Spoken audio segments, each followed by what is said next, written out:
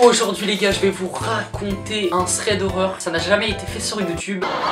Ok, donc salut tout le monde. Aujourd'hui pour une nouvelle vidéo. Comme je viens de dire, je vais vous faire un petit thread d'horreur les gars. Je regarde les threads d'horreur de Squeezie depuis si longtemps et j'ai tellement envie d'en faire un. Du coup, je vous en ai fait un. Restez jusqu'à la fin de cette vidéo et vous me direz si le thread que je viens de vous raconter est vrai ou faux. Donc les gars, sans plus attendre, je vais vous raconter l'histoire de Maxime. Donc cette histoire se passe à Tours. Il vit avec sa mère et sa sœur. Sa mère est guide touristique. Donc ça arrive souvent que Maxime garde sa petite sœur quand sa mère travaille. Normalement quand leur mère travaille, elle leur prépare un petit repas, mais ce jour-là elle avait la flemme parce que elle allait marcher pendant 2 heures pour le boulot. Comme je vous rappelle, elle est guide touristique. Donc ce jour-là leur mère elle est partie travailler à 16 h. Avant de partir, leur mère dit à Maxime: ce soir tu commandes Uber Eats. Bon voilà, elle avait la flemme de faire à manger, ça se comprend. Et Lilou elle est sur sa tablette et Maxime il regarde la télé. Vers 21 h, Maxime appelle sa mère pour lui dire que tout se passe bien. Lui et sa sœur vont commander Uber Eats. Maxime il check sur son tel pour voir si le livreur arrive. Il appelle Maxime pour lui dire qu'il est arrivé. Maxime lui ouvre la porte et le livreur, toujours sur le tapis, regarde bizarrement tout simplement dans la maison de Maxime et Lilou. Voilà, à ce moment-là c'est le premier truc qui a fait dire à Maxime que ce mec était bizarre. En plus il pose des petites questions à Maxime en mode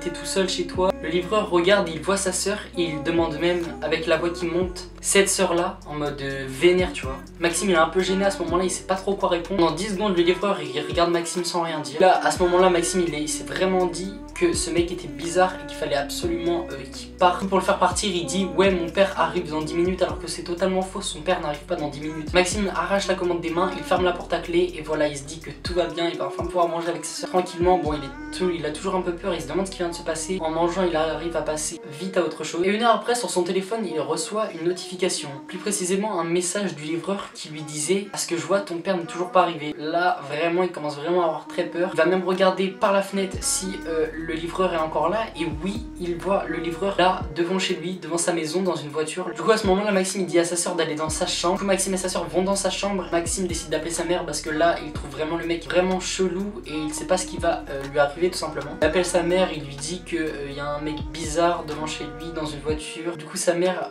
malheureusement ce jour là elle était à 2 heures de chez lui et elle dit qu'elle arrive immédiatement chez eux. En même temps qu'il en appelle avec sa mère, et le livreur est carrément sorti de sa voiture et tape sur la porte et lui dit de lui ouvrir. Donc voilà, là il a vraiment très peur. Quelques secondes, Maxime n'entend plus rien jusqu'à ce qu'il entende sa fenêtre de sa cuisine, un bruit de fenêtre qui vient de se casser quoi, et justement c'était l'homme qui rentrait dans la maison par la cuisine. Maxime dans la peur, il sort par la fenêtre avec sa sœur et ils partent vraiment le plus loin possible. Et après un putain de sprint de 3 minutes, et Maxime appelle la police qui arrive 10 minutes après dans la maison de Lilou et Maxime. La police en rentrant, ils voient un truc hyper bizarre. C'est l'homme qui était allongé sur le lit de la petite sœur à Maxime avec un sac où dedans il y avait des serviettes et un couteau. Après l'homme se fait arrêter et on n'a pas la suite de cette histoire. Mais qu'est-ce que le mec faisait avec un couteau et des serviettes? Enfin en fait si Maxime et Lilou seraient pas partis, ils seraient morts quoi. C'est peut-être le moment où vous allez être un peu déçus, mais voilà, cette histoire elle est fausse. Et voilà, j'ai décidé de vous la raconter parce que je l'ai trouvée bien. Si vous voulez d'autres threads horreur comme ça, n'hésitez pas à me le dire dans les commentaires. N'hésitez pas à vous abonner et mettre un petit pouce bleu si cette vidéo vous a plu. Et moi je vous dis à dimanche prochain dans une nouvelle vidéo. Bye.